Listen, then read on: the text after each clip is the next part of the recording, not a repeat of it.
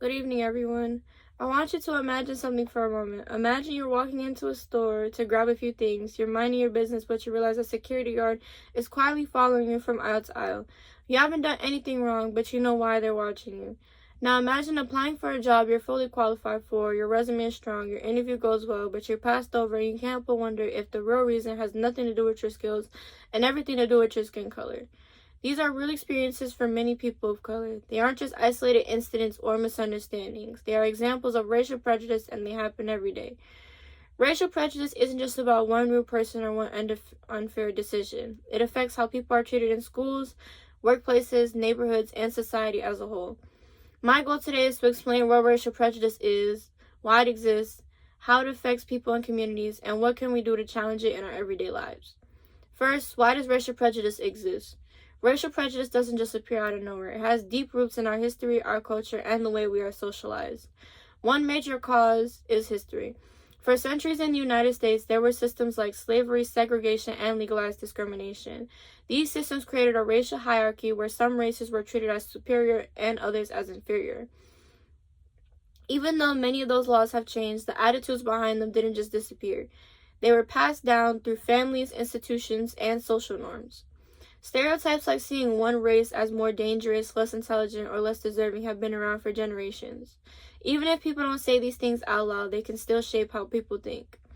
Another cause is socialization and media. From a young age, we all learn messages about race. These can come from family, friends, TV shows, media, movies, the news, music, and social media. Maybe it's a joke about a certain race. Maybe it's a show where people of one race are always shown as the villain or always shown as poor and dangerous. Seeing the same stereotypes over and over sends a message about who is valued and who is not.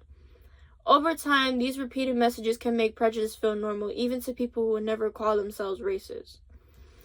Fear and lack of exposure also play a part. People often fear what they don't understand. If someone grows up around people who most likely live like them, they might not have many real life interactions with people from other racial backgrounds.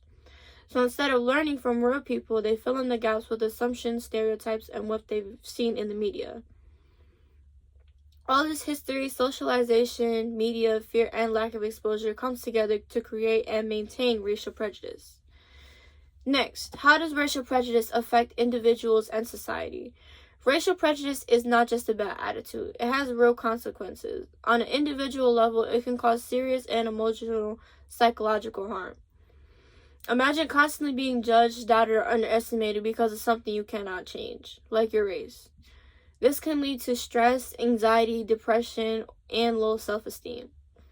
When people are always worried about being stereotyped or discriminated against, it affects their confidence, their sense of safety, and their overall health over time. Prejudice also limits opportunities. It can show up in schools where students of color are more disciplined harshly or not encouraged as much. It can show up in housing when families are discouraged from renting or buying in certain neighborhoods. It can show up in jobs when people of color are passed over for promotions or not hired when they are qualified. These aren't just one-time issues, they create long-term disadvantages that make it harder to get ahead. On a larger scale, racial prejudice harms entire communities and societies. When people are separated by race or constantly suspicious of one another, it creates division, tension, and mistrust. Neighbors can become divided, schools and workplaces can become less diverse. People may stick only with those who look like them, even if they don't mean any harm. Prejudice also supports systemic discriminations. When policies or institutions end up favoring one racial group over another, even if it wasn't the intention. We can see this in patterns like differences in income, education quality, healthcare access, or how people are treated in the criminal justice system.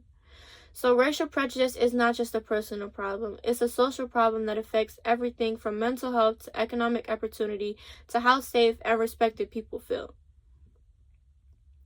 Finally, what can we do to challenge and reduce racial prejudice? The good news is racial prejudice is learned, which means it can be unlearned. There are several ways we can change it. First, education and awareness. Schools, colleges, and workplaces can teach about diversity, equity, and inclusion. Learning about different cultures and histories can challenge stereotypes and build empathy.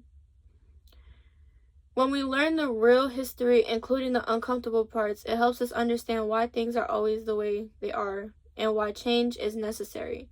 Second, open dialogue and personal reflection. Everyone has their own biases. That doesn't mean we're bad people, but it does mean we have to be honest with ourselves.